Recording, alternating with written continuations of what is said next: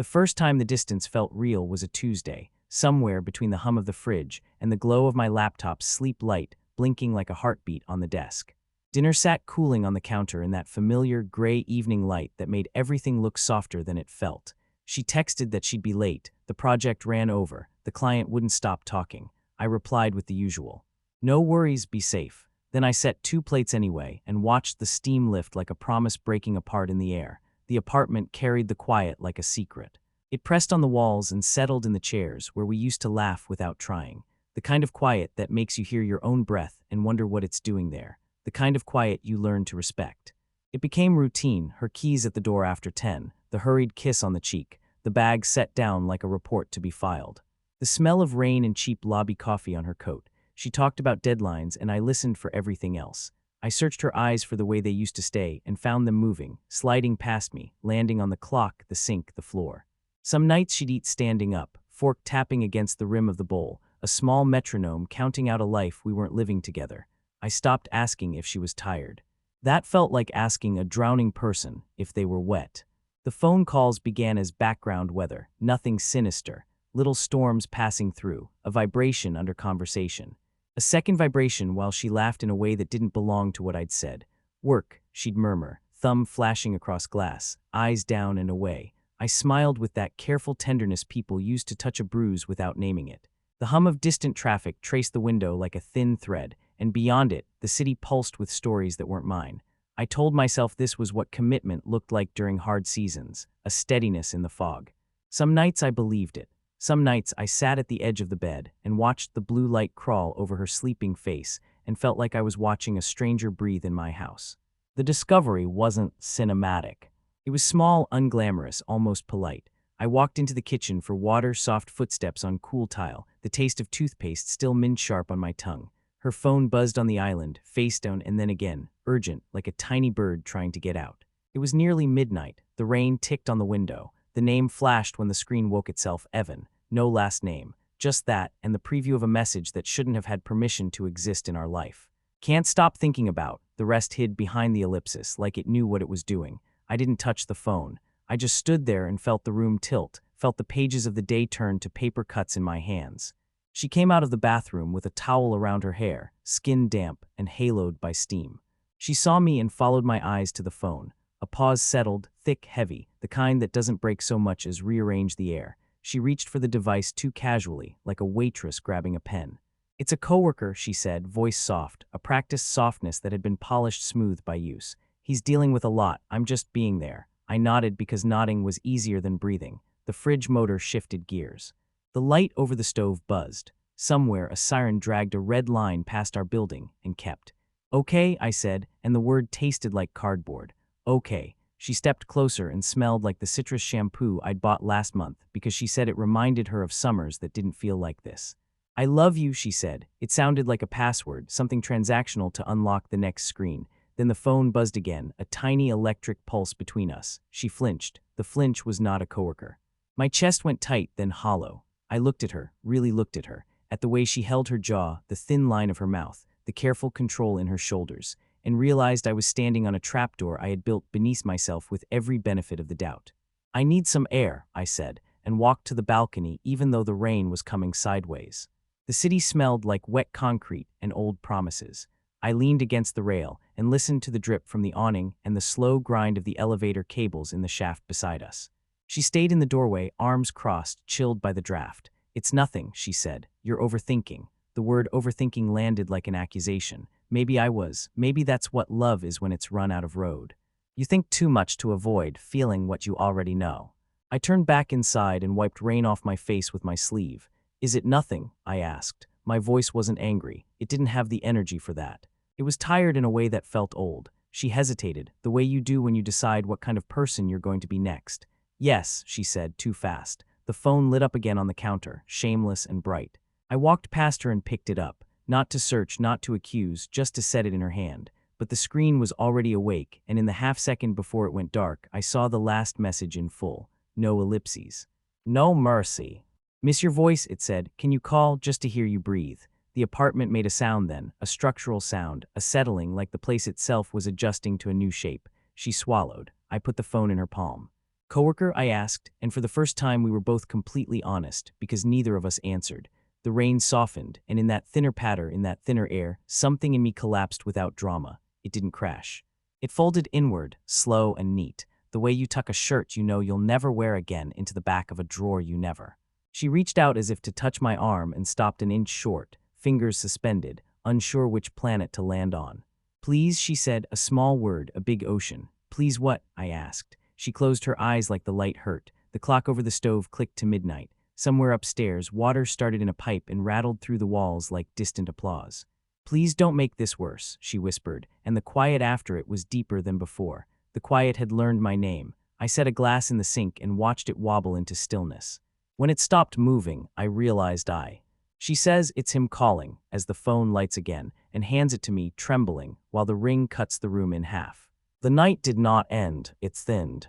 Sleep became a hallway I couldn't find, every turn leading back to the kitchen light reflecting off the faucet like a blade. The phone didn't ring again after she said his name out loud, as if it heard itself and fell silent out of shame. She went to the bedroom and lay on top of the covers, shoes still on, like a guest who wasn't staying.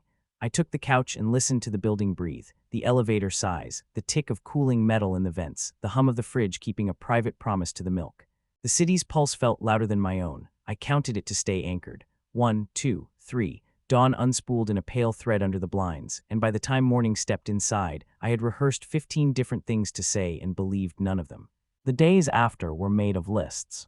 Take out the trash, answer emails, buy coffee filters, avoid the place in the hallway where the floor creaks because it sounds like a confession stepping out of a room. She moved around me in careful arcs, eyes soft with a broken kind of patience, as if I were fragile and dangerous in the same breath. She kept saying he was from marketing, a phrase that made a person into a department, a box on an org chart, a safe noun that couldn't touch me, from marketing, like a smell, like weather. I nodded and mapped my grief onto smaller territories. The mug with the chip became a coastline, the dent in the couch became a harbor. Sometimes a name does not come as a word, it arrives as a trace. A different cologne in the doorway when I come home early. A credit card charge for a cafe we never liked because the seats were too close and conversations stuck to your skin. A new ringtone she sets for unknown that sounds like a far room calling you by accident. The mailbox held a postcard once, no return address, a photograph of a lighthouse in fog. The back said, "Wish you were here," in a handwriting that curved like someone who never learned to write slowly. She said a client sent it. I turned it over so the lighthouse faced up and watched it vanish a little more each day under the dust of our life. I started walking at night, after she fell asleep, shoes soft on wet sidewalks, air tasting like rain and cinder. The neighborhood dogs knew me by then and didn't bark. At the corner, a laundromat's light spilled out onto the street in tired rectangles. A woman folded shirts with the kind of precision people bring to small tasks when big things are unfixable. A boy sat in a parked car and laughed into his phone with someone who believed him. I carried my silence like a cup I was trying not to spill. On the 7th night, I stopped under the overpass and let the traffic roar wash over the sound of my own thoughts. When it thinned, the echo left behind was his name, finally assembled from all the little parts, Evan. At home, the bathroom mirror had started to feel like a witness. There I was, shaving half awake, watching a man not look himself in the eyes. If you had asked what I needed, I would have said, sleep, coffee, answers. But the true answer was smaller and harder. I needed to feel the floor be a floor again. I needed the chair to hold a body without holding a memory first. She sat on the edge of the tub one morning, hair wet and falling in ropes over her shoulders, and said, "I don't want to hurt you." The cruelty of that sentence lay in its honesty. Want had nothing to do with it. Hurt had already chosen its own route. I found his voice by accident. Her laptop chimed, she was in the shower, and the message app opened without my asking. I tell you this not to confess, but to be faithful to the small mechanics of betrayal. It isn't dramatic, it's an engineering problem. The file played when I moved the cursor the wrong way. His voice was younger than mine, earnest, with a softness that sounded expensive. He said her name like someone arriving at a locked gate with the right key. He said, "When you laugh, I stop being afraid," and I realized how long it had been since her laughter had stayed in a room with me. The recording ended. The bathroom water stopped. I closed the laptop and placed my hands flat on the table until my pulse came back from wherever it went. The turning point was not rage. It was a conversation with myself in the kitchen, the smell of coffee rising like something reliable, the morning light trying its best at the edges of the blinds. I could leave. I could demand. I could measure the distance between us with words like evidence, fault, timeline, or I could acknowledge the quiet fact under all the noise. Something in us had gone thin long before the first vibration on the counter. Something had run out and we had kept pouring.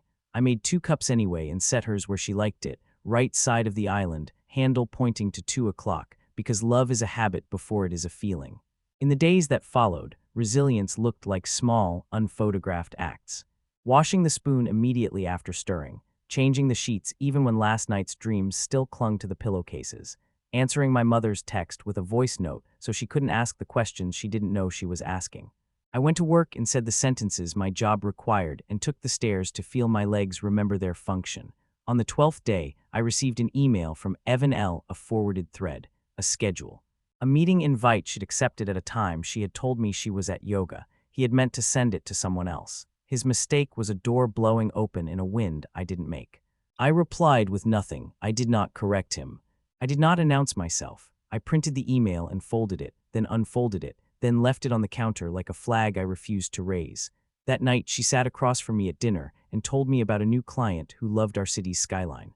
I nodded at the right places and tasted the salt on my tongue and wondered when salt had become the only flavor left. When she cleared the plates, the folded paper slid toward her. I didn't push it. It moved on its own, with the tilt of the world. She looked down and then up at me, eyes wet and enormous, like the first time she had told me she loved me in the back of a taxi while lights wrote white lines across our faces. "What do you want me to say?" she asked, voice hardly a voice at all. The fridge hummed. Outside, the rain slowed itself into a steady rhythm, patient as breathing. "Say the thing that is true," I said, surprising both of us with how gentle it sounded. She opened her mouth and closed it, the way you do when you're trying to choose the right pain. Then she stood, carried her plate to the sink, and let the water run. The steam rose, the window fogged, and in that clouded square of glass, our reflections blurred together into a shape I didn't recognize. I waited for her sentence. It didn't come. Later, at 2:13 a.m., her phone lit the room with his name again. This time, she walked past it to the balcony and whispered, "I'll tell him tomorrow," to the rain. She left on a Thursday. Not with a suitcase, just with absence. The kind that leaves doors open and drawers half shut. She texted that she needed time, space, words that made distance sound like a solution instead of the thing that created the problem. The apartment learned her silence the way a lake learns winter, slow, then all at once. I stopped setting 2 plates. The chair by the window became just a chair again, and yet somehow more empty than before. The first 3 nights were loud with quiet. The 4th night was quiet with acceptance. The 5th, I noticed how the morning light pooled on the floor in an oval like a small, warm lake. I stood in it barefoot and felt an animal understanding of relief, and then felt guilty for feeling it. When she returned, it was raining. Of course it was. The key turned in the lock like a question choosing to be asked out loud. I was at the table with a bowl of cereal going soft, the spoon a little island no longer needed. She stepped inside with careful hands, each gesture carrying a receipt. Her hair was pulled back, her eyes red at the edges in a way that told me crying had become a job. She wore the sweater I bought her last autumn, the one that made her smell like cedar when she hugged me. She didn't come closer. She hovered in the doorway, dripping, as if rain could absolve. "I told him," she said, voice steady like someone rehearsing. The words did not make me feel what they were supposed to make me feel. They were inventory. They were a label placed on a shelf. I nodded. She took a step in, then closed the door behind her with the gentlest click, like leaving a room where a child is sleeping. "I'm sorry," she offered, and the apology hung there, small and white, like a moth batting at a light that had already burned out. I gestured to the chair across from me. She sat, hands flat on the table, ring leaving a faint circle of condensation in the air between us. "I thought I knew," she said, eyes dropping to the wood grain as if it could give her a script, what I needed. "What I was missing," she swallowed. "I was wrong. The sentence was an unbuttoning you do with cold hands." I listened to the fridge hum. I watched a bead of water travel down a strand of her hair and fall to her shoulder like a punctuation mark. I wanted to ask if he loved her. I wanted to ask if she loved him. Instead I asked, "Did you eat?" It felt ridiculous and holy all at once. She shook her head. I slid the cereal across. She laughed once, a small, broken sound. "You always do that." We talked, not like before, no rush, no cleverness. The natural grammar of pauses took over. The apartment joined us as a third presence. The distant traffic offered a low, constant accompaniment. Somewhere a neighbor's TV leaked a laugh track that felt like an artifact from a planet we no longer lived on. She said his name only once, like a cough you can't swallow in time. "Evan." The syllables sat between us and cooled. It wasn't about him, she said. I kept thinking if I could feel wanted, if I could feel new. Her voice thinned. I forgot that new is just old without any of the proof. There was a moment, short, bright, where forgiveness seemed like a door we could both choose to walk through. She reached across and touched my hand. Her fingers were cold from the rain. The contact was an X-ray. It showed the bones of what we were, two people who had shared a life and misplaced each other inside it. I want to come home, she said. The word home broke into parts in my ears, the couch cushion dent, the shampoo I bought, the way she leaves her book face down as if it were sleeping, and underneath those parts a quiet I had grown used to. A gentle space that didn't have to prove anything. I want to be honest, I said, and watched the sentence land. I don't know what home is anymore. Her face changed like weather moves over water, new clouds, brief light. I can try, she said. I can do the work. She sounded like a person volunteering to pull a rope attached to a house. I believed her. That was the worst part. I believed her effort the same way I believed the rain would stop eventually. But belief isn't a bridge, it's a light. It shows you the distance, but it won't carry you across. We stood and walked the apartment together like tourists in a museum of our life. The sofa. The photo on the shelf of us in a crowd, both turned to look at the same thing that wasn't the camera. The bedroom, where the bed looked like a boat I didn't know how to sail anymore. She touched the forehead of my pillow as if it had a fever. I keep seeing it, she said softly. Your face that night. I nodded. Me too, I said. The word too did heavy lifting. The bathroom mirror was fogged from her shower. We stood side by side in our blurred reflection. We were good, she said. We were better than good. She closed her eyes. I was lonely. Loneliness is not an accusation. It's a climate. It moves in and you don't notice until your breath comes out as frost. I stepped closer. She looked at me and for a long beat, neither of us said the next thing. The next thing would be a promise or a refusal. Both felt like cliffs. Her hand rose like an apology and stopped at my chest, over my shirt, over the heart that had learned to drum in quieter rooms. It was not a romantic moment. It was a measurement. She was checking if the music was still there. I could leave my job, she said suddenly, as if offering a limb. We could move. Start over, the sentences were big equipment rolling over small ground. We could, I said, and still bring ourselves with us. A tear traveled down her face with the concentration of a person threading a needle. I know, she whispered. The rain slowed. The room brightened the way rooms do when clouds thin enough to remember the idea of a sun. We stood in that light and felt exactly what we were afraid of. Possibility and loss sharing the same space. She took off her ring and set it on the window ledge in the pale light, then whispered, "Tell me if I should put it back on," and waited without breathing. Morning came kind, as if it had been practicing. The light was thin but warmer, a hush laid over the countertops, a quiet that felt more like calm than vacancy. The coffee smelled honest. The city still hummed, but softer, like it had tuned itself to a lower key. She slept on the couch, one arm over her eyes, a small open space between her and the cushion where someone else might have fit in another story. I watched her breathe and thought of all the nights I had counted the space between our breaths, as if getting the math right could hold us together. The ring still sat on the window ledge, a bright circle that refused to mean only one. Letting go does not arrive like a trumpet. It shows up as small permissions, to stand in the kitchen and enjoy the sound of the kettle, to eat toast and not imagine whose crumbs will be next to yours, to look at the chair by the window and see wood and fabric instead of the shape of a person missing from it. She woke and stretched, the kind of weary animal grace that made me want to forgive more than I could. Morning, she said, and the word didn't ache, it just was. I poured her coffee into the mug with the chip and watched it hold. We spoke as if we were handling glass. I dreamed we were on a train, she said. We missed our stop but kept going because the car was warm. I smiled because I could see it. The dream knew our weakness, comfort. I think, I said, we found a warmth that kept us from noticing the windows were painted over. She nodded, eyes on the steam lifting from her cup like a spirit exiting something. We could scrape the paint, she offered, voice small. We could, I said, and maybe see a landscape we don't both want. There is dignity in choosing your ache. The ache of staying and rebuilding with hands that still shake. The ache of leaving and learning the contours of an unfamiliar bed. Either way, there is love, quiet love, the kind that looks like making sure the other person has a jacket when the rain surprises them. The kind that looks like telling the truth even when it refuses to be heroic. She set her coffee down and looked at the ring in the window, the light making a thin halo around it. Do you hate me? She asked, not. No, I said and meant it. Hate is an occupation. I was unemployed. I loved you so hard I forgot to love myself in the same sentence, I added, surprising myself, surprising the room. She flinched not from blame, but from recognition. There was a kind of equal guilt there, like we had both left someone important behind when we walked into the story of us, ourselves. The rain had stopped. The street outside was new and wet, promising and slippery. The sound of a bus braking drifted up like a sigh concluding a thought. We made breakfast together without choreography, bumping into each other, apologizing, laughing once in a way that made us both look up like birds hearing a familiar song. It didn't promise anything. It honored what had been. Between the cutting board and the sink, she touched my arm. "If you asked me to stay," she said, "I would." She spoke it with clear eyes, no pleading in the corners.